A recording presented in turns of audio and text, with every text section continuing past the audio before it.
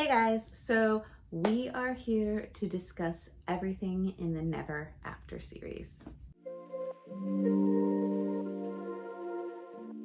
Hey guys, if you are new here, welcome to the Book Path. I'm Nicole, and if this isn't your first rodeo, thanks for sticking around.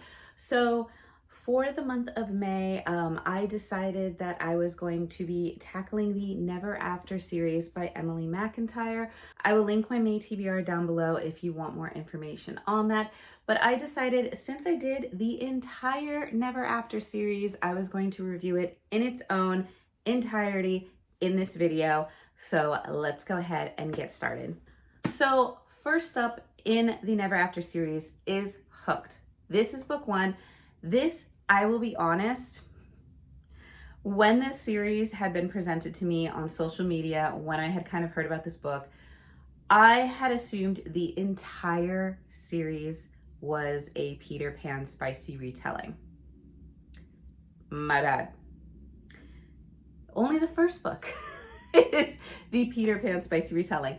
Every single book in this Never After series is based on a beloved fairy tale, but with a twist. So in Hooked, we do have the fairy tale Peter Pan, but these are told from the villain's side point. These are villain romances. And basically you have James, who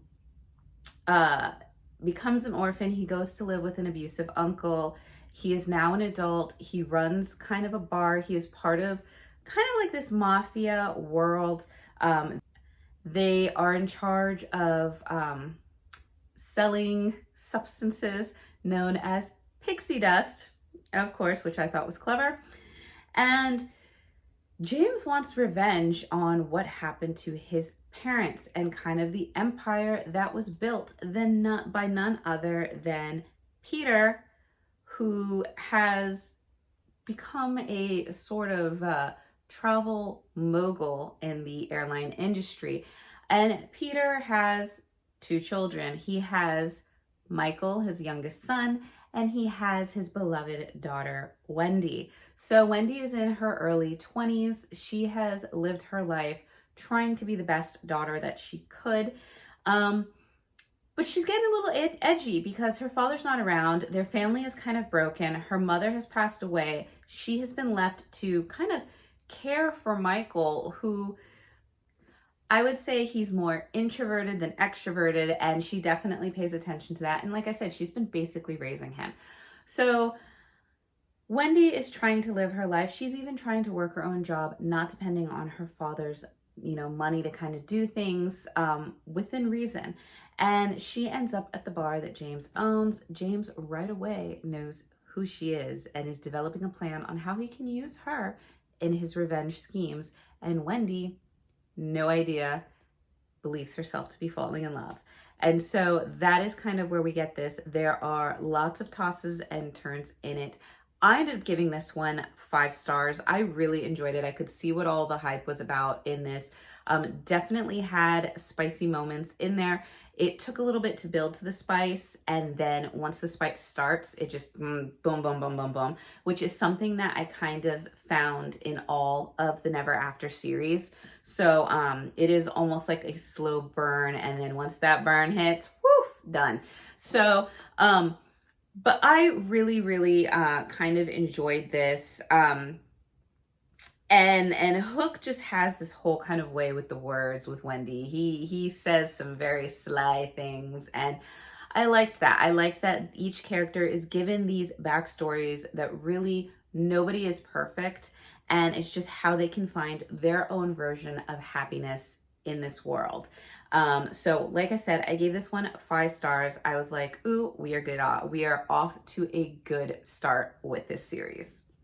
So book 2 in the series is Scarred. This is a retelling kind of, or a dark villain love story based on The Lion King.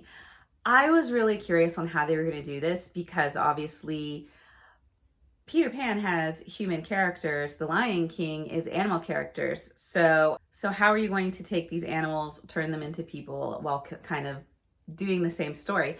And it was very interesting. This is a world set in like 1910 to 1920. This is a royal romance. And basically you have the young Sarah, who is a princess in her kingdom. Her father has been murdered and she is out for revenge. Her and her uncle, Raph, are trying to concoct a plan to get her betrothed to the son of the Fossa Empire, the Fossa Kingdom. They are kind of the ones that rule over.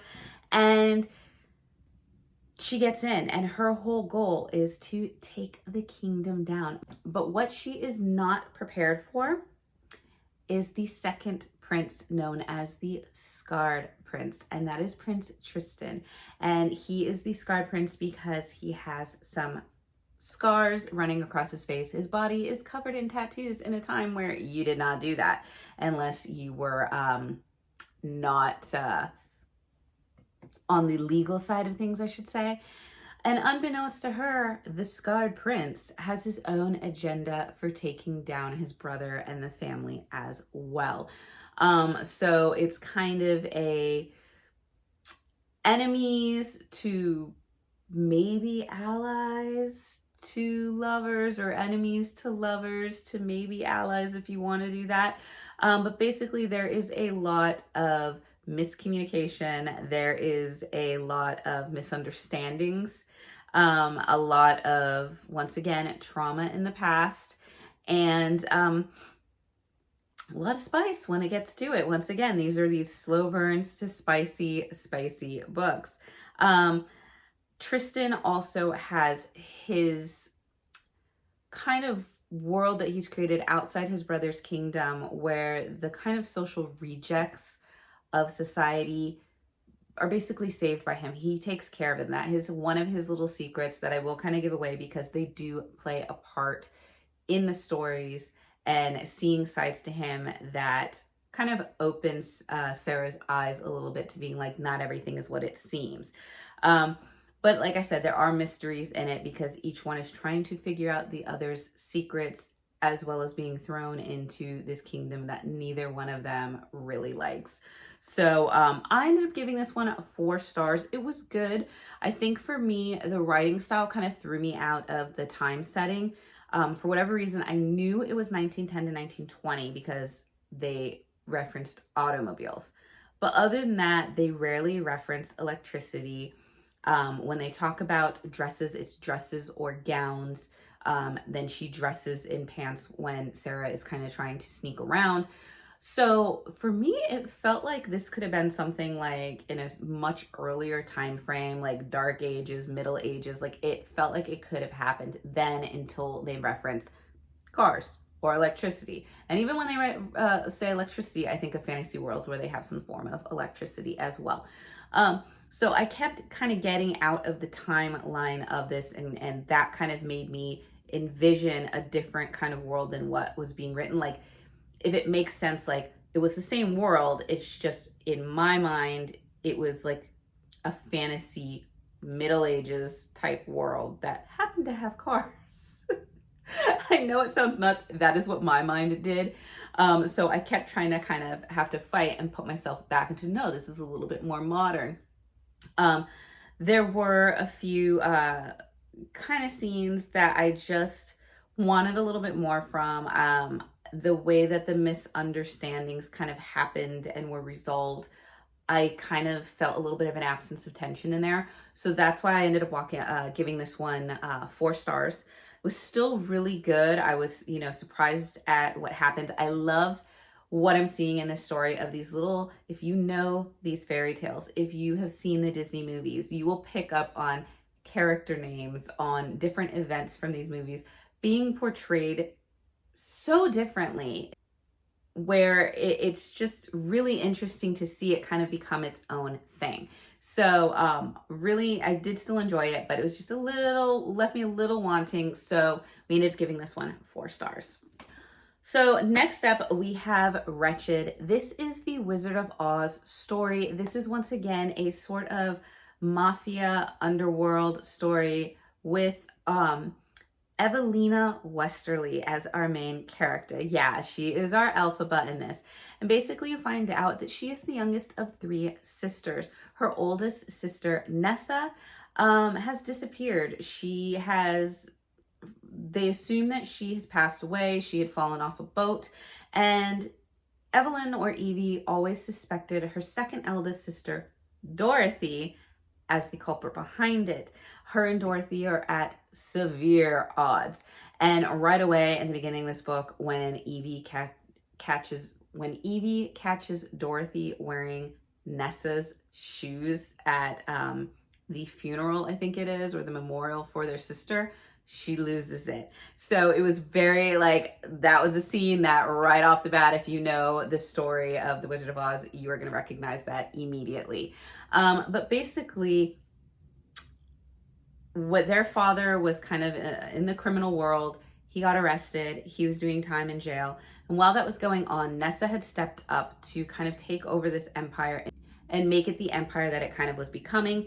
And Evie has kind of helped her. Evie is really into botany, really into science, and she has helped to make this substance called flying monkey.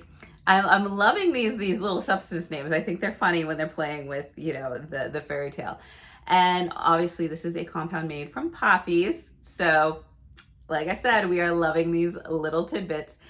And she is the one that controls kind of the recipe for this concoction. You have her father is now out, and he has taken over the empire once again, and he's kind of just running it away, and it's going a direction that Evie and her late sister never really would have wanted it to go. And so Evie is kind of at odds with what's going on in this empire, and what she can kind of do to kind of keep her sister's memory afloat. She wants to do good by her late sister and trying to keep the family together, despite the fact that she's heavily at odds with her sister Dorothy, and she's starting to become at odds with her father. And so then we enter Nicholas Wordsworth. He is I don't know if he's FBI or DEA, but he works in the government as as an undercover agent. And him and Evie meet one night at a club. They have a heated, spicy moment. And then Nick gets assigned the job to become undercover. So he changes his name, goes undercover. Lo and behold, it's Evie's family that he's investigating. And Evie is like, something's not adding up, because when we met, you had a different name. What's going on? So she has her best friend, who is kind of like this hacker, start investigating him, keeping eyes on him.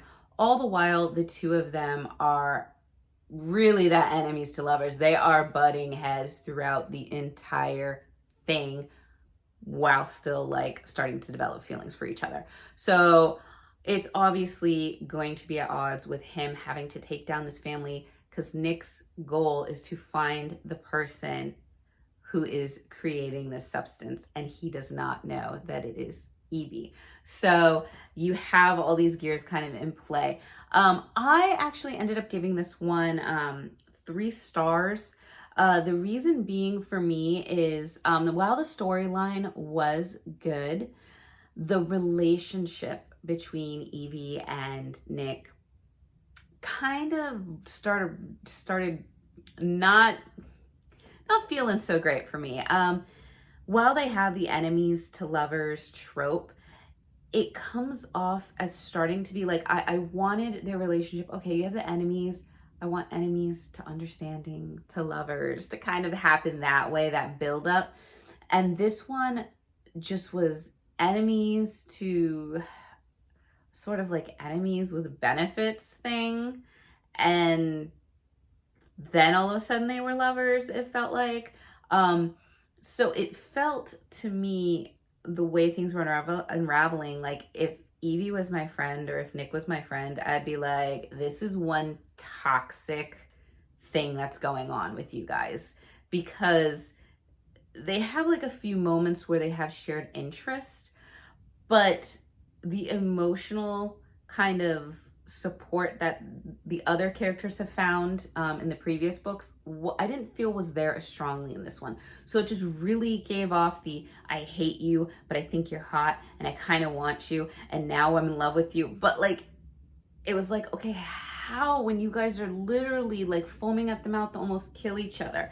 So it just came off as like very like toxic relationship to me, where once again, these are all happy, you know, happily ever after endings. When the ending happened, I was happy for them, but it just, I was just kind of like still like, okay, yeah, that was interesting.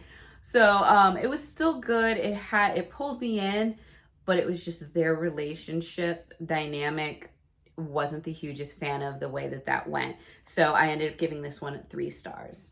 So next up, we have Twisted. This is our Aladdin, our Jafar Jasmine retelling, if you will. And I didn't know really what to expect because Jafar kind of skeeves me out a little bit. Not gonna lie, like I was not a fan of him in the show, and so when like Jasmine in the Disney movie has to kind of distract him and kiss him in the Disney version, I was like, you know, like no, didn't like him. So I was worried about how that was going to come off in this one because obviously I knew this was going to be a bit of an age gap. It was okay. The age gap, the Jafar version in this, beautiful. Basically, you have Yasmin Karam, who is the daughter of a diamond mogul, and they basically own the jewelry diamond industry pretty much worldwide. She has been brought up in this glamorous, spoiled kind of lifestyle. And while everybody else believes her to be spoiled because she does kind of butt heads with her father's assistant, protege, if you will, she's actually very sweet. She loves her father. Her mother passed away when she was very young. I don't know if she passed away in childbirth or I can't remember that. But she did pass away when Yasmin was really young. And so Yasmin has always clung to her father. She wants him to be very proud of her. She never wants to disappoint daddy. And so how the outside world sees it is this kind of spoiled rich girl that tries to play nice, when really she is hiding a lot of the things and desires that she wants because she never wants to disappoint her dad. And she's kind of living her life for her father, and her father has been diagnosed with cancer. He is passing, and so even more so, she wants to make her father happy in his last, you know, moments in time. And so then you have Julian Faraci, I want to say is the last name, but he is he grew up on the wrong side of the tracks, raised himself, picked himself up from a very abusive household, and he wants power. He has admired Yasmin's father since childhood, ended up getting a job, working his way up to where he is now the second in command, if you will, and he wants it all. And he is not a fan of Yasmin. He sees her as this spoiled rich girl. When she first met him, she was about 15, and she had a huge crush on him. He started treating her with the sort of animosity that really was off-putting, that she quickly remedied her little crush and now literally wants nothing to do with him. Yasmin, in fact, is in love with one of the household's, I think she's like the cook, the house cleaner, you know, the head of household staff, with her son, Aiden, so it's Aladdin. And they have kind of a secret romance going. Julian comes across this romance in a spicy scene, of course. And he is now a little intrigued by Yasmin because this is the first time that he's seeing something that kind of contradicts his thought of her trying to be this nice, sweet, spoiled, naive little princess, if you will. And then the plot thickens when Yasmin's father is kind of sexist, to be quite honest. He doesn't want Yasmin to inherit the company on her own. He believes it should be a man in charge. So he wants Yasmin to marry so that he can pass down the company to her husband and then their heirs. So Yasmin's obviously inside. She's really ticked off about this because she doesn't like the fact that her father doesn't think that she's capable when she's, followed her father around since childhood, learning the ropes kind of unbeknownst to her dad. Julian is a little mad because he has wanted this power. He was expecting to be given some sort of ownership role, or CEO type role in the company upon Yasmin's father's death, and to know that it could all be ripped away based on the fact that Yasmin has to marry. He doesn't want it going to her little secret lover, Aiden, and he definitely doesn't want it going to some random suitor that her father is trying to fix her up with. So Julian concocts a plan to manipulate the situation and get Yasmin for himself. And so he's kind of making promises to Yasmin that, hey, if you do this, I'll help you and Aiden be together. Yasmin doesn't know if she can trust that, but she also needs to figure out a plan to kind of earn her freedom, so to speak, and her right to love who she wants to love. So you do have that dynamic going on. And so there are secrets, there are intrigues, there are plots, and there is spicy romance. And it leads to some very interesting things. The witty exchanges between them are kind of fun to watch go down. There is also a kind of hunt for a archaeological find of a lamp, where it's supposed to be almost priceless in the antique world, which is the kind of direction that Julian is wanting to expand upon with the Diamond Empire. It also has this kind of myth to it that whoever has the lamp has the power. So there is this sort of archaeological dig going on underway as well, that goes on with this story. So it was really interesting. It sucked me in. It was better than I thought it was going to be honest. I loved the relationship dynamics between Julian and Yasmin. And I just thought that it was really well. I loved, once again, the family dynamics. So I really kind of also liked the exploration of these kind of the generational old world traditions and values versus the descendants and the kind of new world philosophies that are coming along in these newer, younger generations against their forefathers, ancestors, living ancestors, if you will. So it was really interesting. I ended up giving this one 4 stars. I did like it. There were a few scenes towards the end when you started having your twists and turns. It was kind of predictable on where things were going to kind of go. You knew what was going to kind of happen. I would have liked it expanded on a little bit. I would have liked a little bit more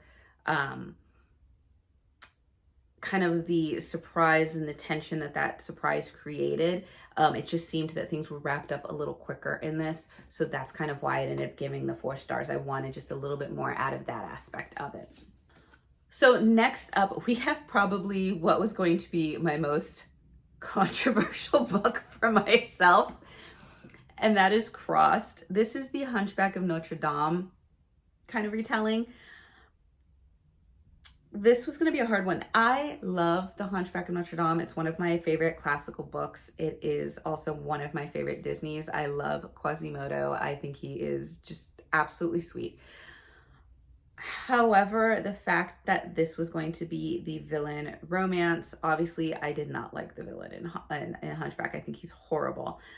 But I also know that he is a member of the priestly caste. And if you watch my channel, I don't usually do any sort of romance or spice involving priests or nuns or things like that. It's just one of those lines that I have my own. That's like, I don't have a lot of trigger warnings. I don't have a lot of things like that. I can usually read pretty much anything except for that. And I know there are a lot of books out there that people rave about that is exactly that, and I haven't read them because it's my own personal issue. So I had already bought the book. I knew I had to read it as part of the series, but I was really worried on how I was going to handle this, on if I could handle this, or if we were going to have our first DNF in the series. We did not. I finished it and it was so much better than I could have thought.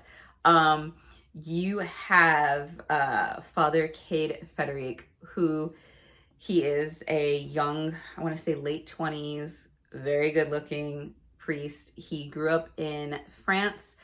He was homeless, kind of vagabond, um, did a lot of not so great things in his youth, was taken in and sort of saved by a priest in Paris that kind of shapes him into the man that he becomes today. He has a very abusive past at the hands of basically a nun who was not so nice to him.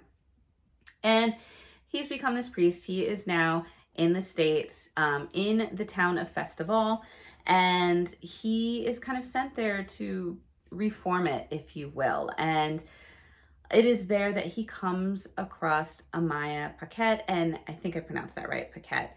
And she is kind of the social pariah of this town. Now he comes across her because he is following the, I almost want to call him the unofficial mayor.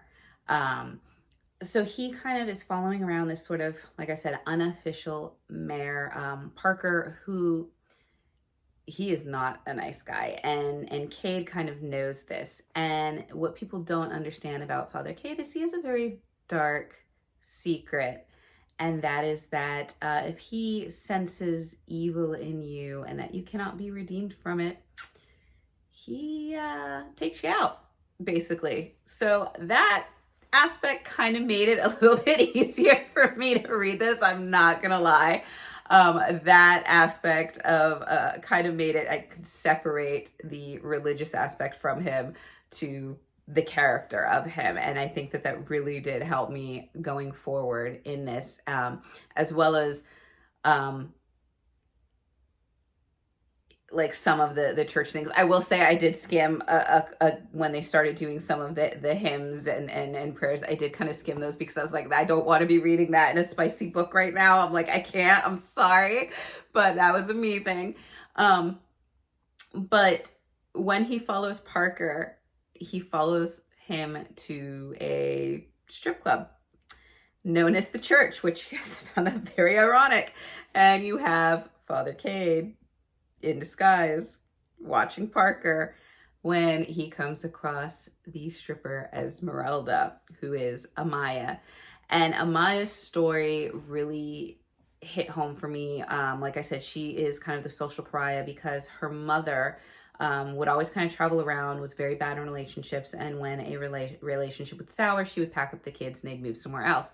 So her mother was involved with Parker, but Parker kind of had a little bit of wandering eye, and while he cares for children, once Amaya was starting to blossom out of childhood and her 18, 19-year-old self, Parker noticed, and the mom didn't like that Parker was noticing and instead took it out on Amaya and had this huge public kind of shaming incident.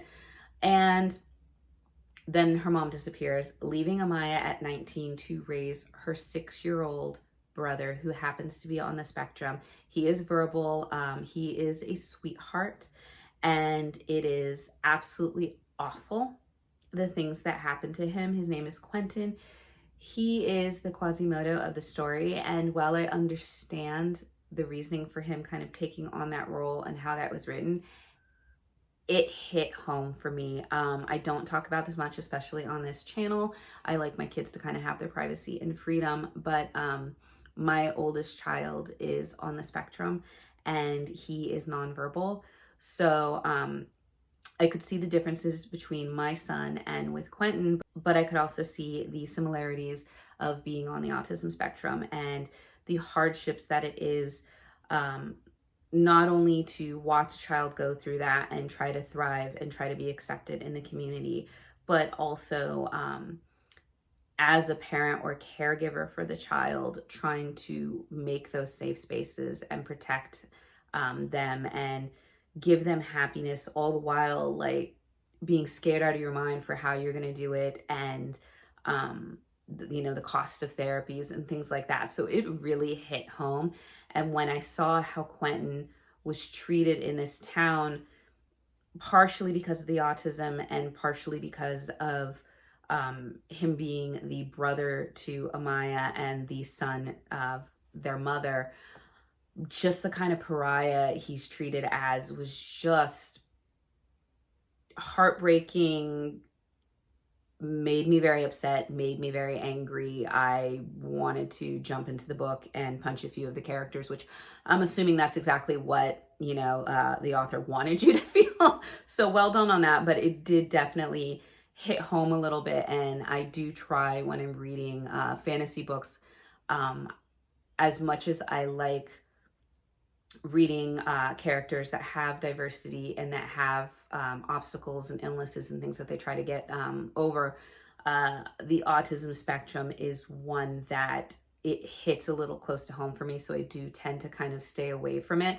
Not completely. I have read other books where there are characters that are on it, but this being a child with it, definitely it was hard hitting. But I do love Quentin in this. He is the sweetest little boy, and I love the relationship that he has with his sister and with kind of his sister's friend, who is a retired stripper, if you will. And just the love and the bond and the sacrificing nature that Amaya has for her brother was just very central to this book, and I really, really enjoyed that aspect. I also love when you have Cade thinking that Amaya is sin come for him, how he starts to kind of rectify that misunderstanding, and he is definitely longing. So you have that kind of questioning of his position in his faith, questioning of his role in the religious community, and you do have that, but you also have this kind of darker, almost monster side of him. And so you have that. You also have Parker trying to find Amaya because he has not given up on her. He still kind of wants him for her own, despite their age gap. There is trauma, there is abuse obviously in here, there is SA in here. It's not on kind of screen or on whatever in the book. It is talked about, but it is referenced in here as something that has happened and something that happens later in the story as well. So that is something to be forewarned about. But I really did love the little happily ever after, even more so when there is like this little teaser, because if you have read the classic Hunchback of Notre Dame, there are two versions. You have the Hunchback of Notre Dame, the kind of first movie, if you will, that Disney did, that is kind of based on the first book, which has to do with Quasimodo and Esmeralda and Phoebus and all of that. And then you have the second book, which they ended up doing. Disney did end up doing a second Hunchback of Notre Dame, which has to deal with Quasimodo finding romance. And there is a little teaser towards the end where that happens that just it touched my heart. It made me happy. So like I said, this was kind of it was less rough than I thought it was going to be for me to get through. There were still things that, like I said, hit home for me. I ended up giving it a 4 stars, kind of because of the struggles that I was having with it. Like I said, this is a me thing, but that is my rating. Was it still a really good book? Yes, I do recommend it. But like I said, check trigger warnings. And obviously if a child going through tough times, bullying scenarios because they have special needs is something that's going to be a hiccup for you, then this might not be one that you want to pick up. Also, like me, if you have something where it's like if it's a priest or a nun or somebody that's high up in a religious community as the main character, that is something that's prevalent. However, I will say that the way that aspect is handled was much more tolerable than I thought it was going to be. So I thought that was really well done. So 4 stars on this one. And last up, our final book in the series is Hexed. This is the Little Mermaid retelling. I will say I loved this book from the beginning, I was sucked in. I devoured this. I think in like one day, I was already like here. Like I had already read this much in one day. Like I just blew through this. So in this one, we have Vanessa Anderson, who is basically, I almost want to call her a hitman or assassin for her uncle, who runs this sort of criminal empire down in the Carolinas. And she doesn't really know who her father was. Her mother passed away when she was younger. She goes to live with her uncle and is not really treated nice. But she grows up in this empire, kind of being a hitman or assassin for her uncle in this kind of crime empire. Her cousin Aria is pretty much a spoiled brat and runs away to New York, and Vanessa is sent to kind of check on her from time to time. And she goes up to New York for not only to check on Aria, but also to run a little errand for her uncle, so to speak. And as she's talking to Aria, they're on sort of a wharf, is my imagining of it. They hear some noises, and Vanessa goes to investigate, and she finds this man that is kind of washed upon the shore, and he is suffering from like a gunshot wound. And Aria doesn't want anything to do with it, wants to just leave and be, and just whatever happens to him happens. And she just wants to go home and sleep and do whatever. And Vanessa wants to kind of save him. And she knows that she needs to get back to where she can't be found out for being in that area because of the errand that she was running for her uncle. So she persuades Aria to stay with the male until help can arrive. And she's like, don't worry, you'll get notoriety and fame for this, which obviously, sparks Aria's interest. And that really sets the precedent for the story, because now you have flash forward, I think it's like 2 years, and you have Enzo, who is kind of the heir apparent to the Italian kind of mafia going on in New York. His father has done away with kind of that every family has a seat at the table, and has just established himself as like almost emperor of this mafia world. And Enzo does not like how his father's doing things. He's very much butting heads. He sees that his father is not all there as much as he used to be. Enzo wasn't supposed to kind of take over the empire. It was supposed to be his brother's, but his brother ended up getting killed. And so now he is in the kind of heir apparent seat. And he is engaged now to his savior, Aria. And this, he honestly, he liked Aria. He felt indebted to her because she saved his life, or so he thinks. But he really can't stand her.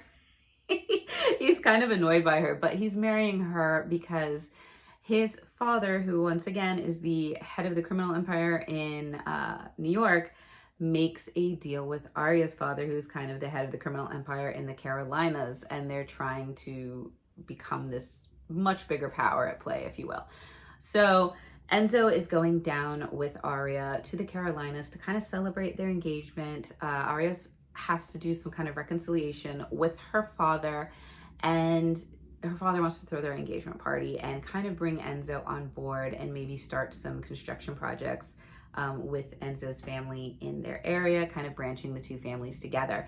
And it's at this time that Enzo comes across Vanessa, and he is right away, as soon as he meets her, he is just, she becomes all he can think about. He's intrigued by her. He wants to get to know her, even more so when he starts to see how she is treated by her uncle, and also how she's treated by Aria, because he starts to see sides of Aria that he has never really seen before. She's always usually very gentle, very sweet, and kind of loving, and kind of spoiled girl attitude. And when she is around Vanessa, you start to see a little bit of a darker side to her. And so you have him wanting to get to know Vanessa. You have Vanessa wanting to get him to know him wanting to know Enzo more. And of course, this is one of those forbidden romances because all the while Enzo is engaged to be married to Arya, and these two families, criminal empires, are kind of depending on this. But you also have Vanessa having these underworkings of trying to figure out what really happened to her mother, and kind of butting heads with being thought of less than in the family, and starting to see Arya maybe trying to come into the family when she thought that Arya didn't want anything to do with it, and her place is kind of being threatened. All the while she's falling for her cousin's fiance and trying to control that and figure out what's going on. And Enzo himself is trying to figure out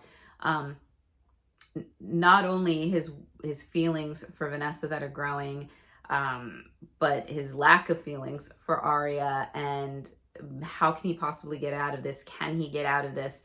All the while, there are some things starting to happen on which makes them both start to question what's really at play here. And Enzo might start finding out who's really behind the gunshot that left him on the marina there. So it had a lot of twists and turns right away. The banter in this was fantastic between the two of them, because it is that almost enemies to lovers, but there's that flirtiness to it that's just fantastic.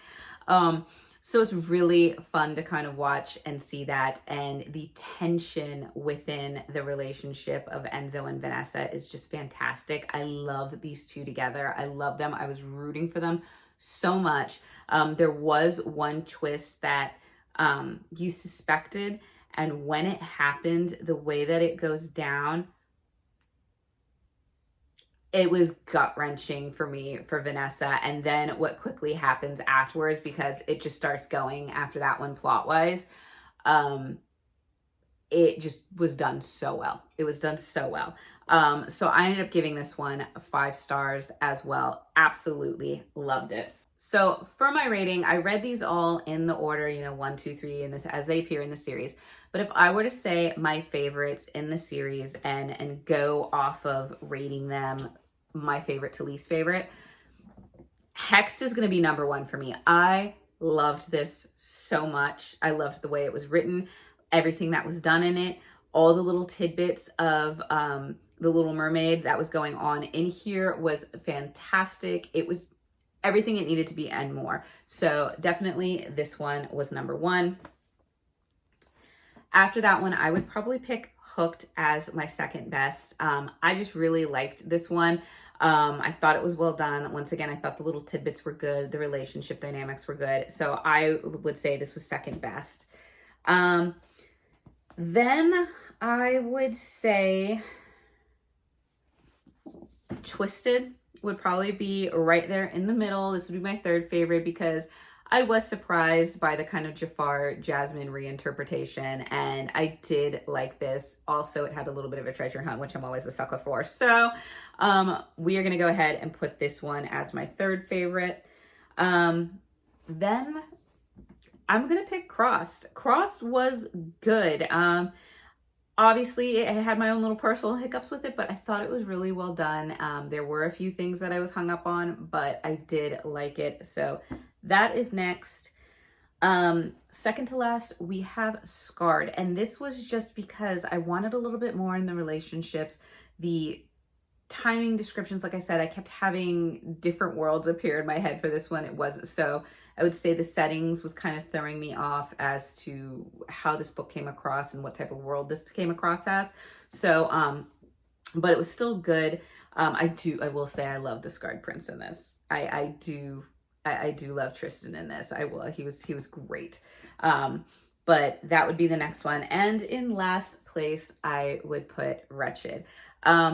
Only because, like I said, the relationship dynamics in this one just seemed more toxic to me than anything else. And I am not one for a lot of very toxic relationships. Like, if the relationship starts out toxic and then the understanding happens and they grow from that and they do whatever, that's great. But when it just remains toxic, I'm not a fan. So, like, I know I might get some hate for this, but all of you Wuthering Heights fans, I'm not a fan of Wuthering Heights at all. I appreciate the story. I think it's a great story. I can see why it's a classic. But when everybody's like, oh, the romance, I'm like, nope, nope. It's just revenge and toxic all over. It's like toxicity threw up all over that book. And both Heathcliff and the girl in that are extremely toxic. So I am not a Wuthering Heights fan. So anything that has a lot of like a very toxic relationship, I'm not a huge fan of in books. So that is kind of why that one ends up being that. So like we have most favorite to least favorite. I will say I highly recommend this series. It was much more enjoyable. I kind of flew through these books, to be honest. I wasn't expecting to go through them so quickly. But I really, really did enjoy them. I loved the fact that if you are a fan of the fairy tales, you pick up on, once again, the characters, the stories, little tidbits, little like Easter eggs, if you will, scattered throughout the story of those fairy tales and stories. But don't worry, if you have never seen the Disney movies, if you have not really familiarized yourself with the fairy tales and stories behind these, that is absolutely fine, because the way that those elements are put into these books, it becomes its own thing, which I think for a retelling is extremely hard to do.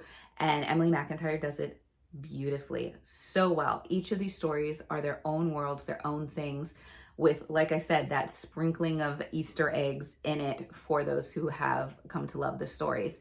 So I thought the series was very well done. I highly recommend these. Like I said, overall series great. Few hiccups here and there within the stories, but they still were their own thing and still were really good to read. So yeah, now that this video is insanely long, I'm gonna go ahead and wish you guys the best. Let me know if you guys have read any of these books. If you have, which ones were your favorite? Which ones were your least favorite? I'm curious to see how we match and how we don't match. So leave that in the comments below if you have read that. Otherwise, stay safe, stay healthy, stay hydrated, and I will see you guys in the next video. Bye.